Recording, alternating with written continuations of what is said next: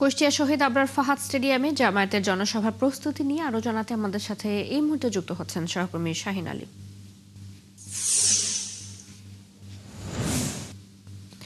শাহিন, জনসভাস্থলে কেমন প্রস্তুতি দেখছেন, নেতাকর্মীরা কি বলছেন, সব মিলিয়ে জানাবেন।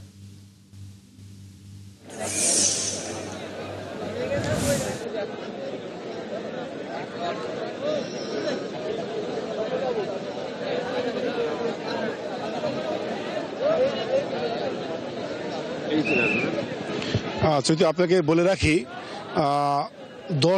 10 দলীয় যে জোট, সে জোটের খুলনা বিভাগের প্রথম জনসভাটি আজকে আমাদের কুষ্টিয়ায় শহীদ আবরার ফাহাদ স্টেডিয়ামে হচ্ছে। 10টা থেকে শুরু হবে। আপনাকে বলে রাখি, এখন থেকেই কিন্তু আসলে নেতা কর্মী এবং যারা সাধারণ জামাত কর্মী তারা কিন্তু কুষ্টিয়াতে আসা শুরু করেছেন। আপনাকে দেখাই, গেটে এখনই কিন্তু আসলে ভিড় শুরু হয়েছে। হয়তো জামাতের যারা এখানে ভলেন্টিয়ার আসছে, যারা কর্মী আসছে, তারা কিন্তু আসলে বলছে আমরা 10টার মধ্যেই হাজার হাজার লোক এখানে জমায়েত করতে সক্ষম হব।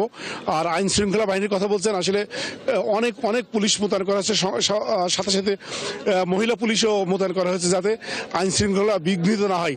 আপনাকে বলে রাখি, আসলে খুলনা বিভাগে আজকে 4টি জেলায় জনসভা করবেন ডক্টর শফিকুর রহমান। প্রথমে কুষ্টিয়াতে শুরু হবে, দ্বিতীয় জনসভাটা করবেন মেহেরপুরে, তৃতীয় জনসভাটা করবেন চুয়াডাঙ্গা এবং চতুর্থ জনসভাটা করবেন ঝিনাইদহে। আসলে ঝিনাইদহের মধ্যে দিয়ে আজকে জনসভা শেষ করবেন, এরকম একটি তথ্য আমাদের কাছে আছে। আপনাকে বলে রাখি, আসলে কুষ্টিয়াতে এই যে শহীদ আবরার ফাহাদ স্টেডিয়াম আছে, সেখানে কিন্তু তারা আসলে বলছেন আমরা 2 লক্ষাধিকের উপরে আসলে আমাদের জামাতের নেতাকর্মীদেরকে আমরা এখানে জমায়েত করতে সক্ষম হব।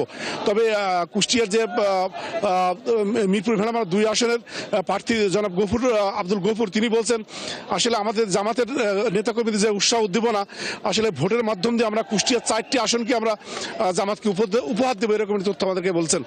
তবে নেতাকর্মীদের সঙ্গে কথা বলেছি, আসলে তারাও বলছে আমরা যে ভোটে এগিয়ে আছি, আমরা আসলে বিএনপি থেকে আমরা অনেক এগিয়ে আছি। যেমন আপনাকে না বললেই হয়, যেমন মহিলা ভোটাররা তারা কিন্তু আসলে আমাদের এখানে ব্যাপক উপস্থিতি দেখতে পাচ্ছি। তারা কিন্তু আসলে আমাদেরকে কয়েকজন বলেছেন আসলে আমরা মাঠ পর্যায়ে আমরা মহিলাদেরকে বোঝাতে সক্ষম হয়েছে আসলে জামাতকে ভোট দিতে হবে। তবে বিএনপিরা কিন্তু আসলে বলছে আমরাও এখন মাঠে কাজ শুরু করেছি। তবে ইতিমধ্যে আসলে কুষ্টিয়া যে স্টেডিয়াম মাঠ, সেটি কিন্তু এখন প্রায় অর্ধেকটা পূর্ণ হয়ে গেছে এবং 10টার মধ্যেই। জি শাহিন, আপনি আছেন সেখানে, নিশ্চয়ই খোঁজ খবর রাখছেন। আমরা পরবর্তীতে আবারও আপনার সাথে যুক্ত হব। আমাদের সাথে কুষ্টিয়া থেকে যুক্ত ছিলেন সহকর্মী শাহিন আলী।